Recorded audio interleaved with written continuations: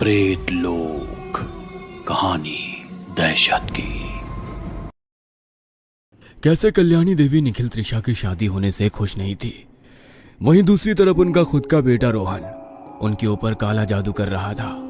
अपने पूजा के कमरे की फैली हुई सामग्री को इकट्ठा करके वो तुरंत अपने कमरे में गई और सोचने लगी कि उनके कमरे में कौन गया होगा।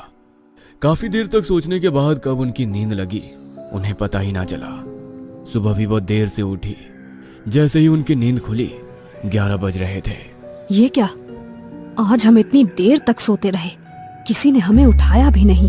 त्रिशा क्या सोचेगी, अभी तो उसकी शादी की रस्में भी बाकी हैं। वह तुरंत अपने कमरे से बाहर निकली तो घर में सभी महिलाएं आ चुकी थी। वो एक घेरा बनाकर त्रिशा को घेरी बैठी थी। नहीं दुल्हन, आज तुम्हें विशेष पूजा करनी है। हमारे पूर्वजों की आत्मा की शांति के लिए तुम्हें मंदिर में बकरे की बलि चढ़ानी है। बकरे की बलि? हाँ, यही जायसवाल खानदान की रीत है। क्यों री कल्याणी, तूने इसे ना बताया? अरे बताया तो था। कहते हुए वो त्रिशा के पास गई और धीरे से उसके कान में बोली, ये महिलाएं जो कहती जाएं चुपचाप करती जाओ। आप लोग चलिए, हम त्रिशा को लेकर मंदिर पहुंचते हैं। एक तरफ कल्याणी त्रिशा से अजीबोगरीब रस्में करवा रही थी, वहीं दूसरी तरफ निखिल अपनी माँ की काली साड़ी पहने शमशान भूमि में किसी पूजा को अंजाम दे रहा था। उसने एक जलती हुई चिता के सामने इंसानी खोपड़ी रखी। उसके बाद उसने उस खोपड़ी के सामने मिट्टी के बर्तन में खून भर दिया। 5 4 मुखी आटे के दिए जलाए, फिर आटे से अजीब सी आकृति बनाकर उस पर कल्याणी की तस्वीर रखकर और उसका उपयोग किया हुआ सामान रखकर उन आकृतियों पर कुछ मंत्र जाप करने लगा। कुछ देर बाद उसने अपने झोले में से एक कपड़े की गुड़िया निकाली और उसे कल्याणी के उपयोग किए गए सामान पहना दिए। दूसरी तरफ त्रिशा कल्याणी के साथ मंदिर जाने को तैयार नहीं हो रही थी। कल्याणी बार बार त्रिशा को समझा रही थी। निखिल, अब तुम ही इसे समझाओ, क्या हम गलत कह रहे हैं? मंदिर जाकर सिर्फ बकरे की बलि ही तो देना है, फिर इतने नाटक क्यों? त्रिशा, तुम क्यों माँ की बात नहीं मान रही हो? ऐसा तो नहीं है कि तुम नॉनवेज नहीं खाती हो, बल्कि तुम्हें तो खुद ही मटन बहुत पसंद है। केवल बकरी की बलि चढ़ाकर ही तो आना है। मुझे मटन पसंद है, इसका मतलब ये तो नहीं कि मैं रोज जिंदा बकरे को काटती रहूं। मरे हुए बकरे को पकाना और जिंदा को अपने हाथों से मार देना बहुत अलग बात होती है। मैं कुछ नहीं सुनना चाहता, चुपचाप माँ के साथ जाओ।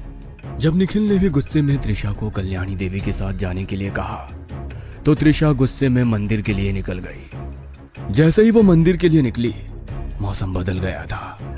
कुछ देर पहले जहां आसमान बिल्कुल साफ था, हवाएं शांत बह रही थी, अब मौसम बिल्कुल बदल चुका था। तेज हवाएं चलने लगी और आसमान में काले बादल छा गए। दिन में भी उन बादलों को चीरकर सूर्य की रोशनी जमीन पर नहीं आ पा रही थी। दूसरी तरफ रोहन जो शमशान में किसी क्रिया को अंजाम दे रहा था, वहां जलती हुई चिता अचानक से बुझ गई और वो मुर्दा उठकर बैठ गया।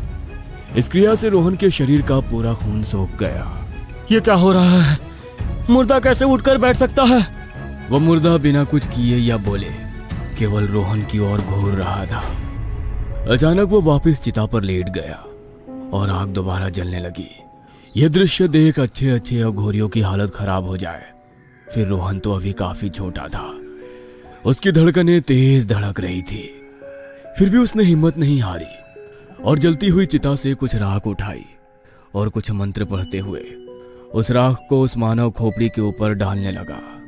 वो खोपड़ी 2 हिस्सों में टूट गई। जैसे ही वो खोपड़ी टूटी, दूसरी तरफ मंदिर में जो बलि की रस्म चल रही थी वो पूरी हो चुकी थी। बकरे के खून से मंदिर में जो अजीब सी मूर्ति थी उसका स्नान कराया गया। मगर रोहन की तंत्र क्रिया के कारण कल्याणी जी का शरीर कांपने लगा, उनकी जबान लड़खड़ाने लगी और अगले ही पल उनका हाथ पीछे मुड़ गया और वो जोर से चीखी। माँ, क्या हुआ है आपको? आप इतनी तकलीफ में कैसे? कल्याणी से दूर हटो, हम देख लेंगे उसे क्या हुआ है। कल्याणी, तुम ठीक तो हो ना? क्या हुआ है तुम्हें, बताओ हमें। कल्याणी कुछ भी बोलने की स्थिति में नहीं थी। उसका शरीर खींच रहा था, चमड़ी अपने आप जगह से फट गई, जिसके कारण उसमें से खून निकल रहा था। ये देख वहां मौजूद महिलाएं भी डर कर कांप गई। कहीं हमसे पूजा में कोई गलती तो नहीं हो गई? नहीं नहीं, हमने तो सब कुछ ठीक तरह से किया था, फिर ऐसा कैसे हो सकता है? वे लोग तुरंत मूर्ति के सामने उनके चरणों में गिर गईं और क्षमा मांगने लगी। कल्याणी जी का शरीर अभी भी अकड़ रहा था। कुछ तो करना होगा, मगर क्या? एक काम करते हैं, इन्हें अस्पताल लेकर चलते हैं, वहीं डॉक्टर इनका इलाज कर पाएंगे। अपना ज्ञान अपने पास रख, चलो सब मिलकर इसे तांत्रिक के पास लेकर चलते हैं। मगर इन्हें इस तंत्र की नहीं, डॉक्टर की जरूरत है। त्रिशा उन लोगों को रोकने की कोशिश कर रही थी, मगर कोई भी नहीं रुका। वो तुरंत घर पहुंची। उसने निखिल को सारी बातें बताई। निखिल को भी कुछ समझ में नहीं आ रहा था कि ये सब क्या हो रहा है। मुझे तुम्हें यहाँ पर लेकर ही नहीं आना चाहिए था। पहले ही अपने माता पिता को खो चुका हूँ, मैं तुम्हें नहीं खो सकता। अब कुछ भी बाकी है, बाकी रह जाए, हम लोग आज ही यहाँ से निकल जाएंगे। मगर माँ का क्या? रोहन भैया भी सुबह से नजर नहीं आ रहे हैं। रोहन कहाँ जाएगा? होगा अपने कमरे में। नहीं, मैंने देख लिया, वो अपने कमरे में नहीं है। रोहन घर में कैसे होता? वो तो त्रिशा को पाने के लिए पूजा कर रहा था। उसका अगला शिकार निखिल था। माँ को तो मैंने अपने रास्ते से हटा दिया, अब केवल उस निखिल की बारी है। जैसे ही निखिल मेरे रास्ते से हटेगा, त्रिशा का मन बदलकर उसे अपना बना लूंगा। कहते हुए वो जोर जोर से हंसने लगा। उसने उस शमशान घाट में निखिल की तस्वीर निकालकर पूजा करना शुरू किया। घर पर निखिल की हालत खराब हो गई। वह चक्कर खाकर जमीन पर गिर गया। त्रिशा को समझ नहीं आया कि अचानक से निखिल को क्या हो गया। निखिल तुम ठीक तो हो ना? निखिल क्या हुआ है तुम्हें? मैं तुम्हें कुछ भी नहीं होने दूंगी। ओह माय गॉड, जब से आई हूँ सब कुछ उल्टा ही उल्टा हो रहा है, कुछ समझ नहीं आ रहा। कहते हुए त्रिशा निखिल को सहारा देकर उठाने की कोशिश कर रही थी, मगर निखिल का शरीर बहुत भारी हो गया। तभी अचानक उसने आंखें खोली और भयानक आवाज में बोला, त्रिशा तुम चले जाओ यहाँ से, मुझे मेरे हाल पर छोड़ दो। मैंने गलती करी, तुम्हें यहाँ लाकर। चली जाओ, चली जाओ। कहते हुए निखिल उसे धक्का देने लगा। अचानक ही निखिल का शरीर हवा में उड़ रहा था। यह देख त्रिशा जोर से चीख पड़ी। निखिल कोई है, प्लीज मुझे बचाओ। निखिल क्या हो गया तुम्हें? मगर उस वक्त हवेली में कोई भी मौजूद नहीं था जो निखिल और त्रिशा की मदद कर सके। तभी रोहन वहां पर आया और गुस्से में बोला, ये क्या निखिल, तुम अभी तक जिंदा हो? तुम्हें तो मर जाना चाहिए था। ये क्या बोल रहे हो? तुम होश में तो हो? सच बोल रहा हूँ, अभी नहीं मरा तो क्या हुआ, जल्दी ही मर जाएगा और तुम हमेशा के लिए मेरी हो जाओगी। हमारे रास्ते में कोई नहीं बचेगा, ना माँ ना ये निखिल, दोनों को अपने रास्ते से हटा दूंगा। कहते हुए वो अपने व्हील चेयर पर ही अपने कमरे में चला गया।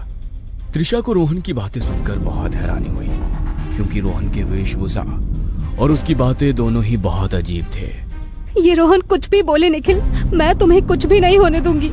कहते हुए उसने निखिल को उठाने की कोशिश की, मगर निखिल का शरीर बहुत भारी हो चुका था।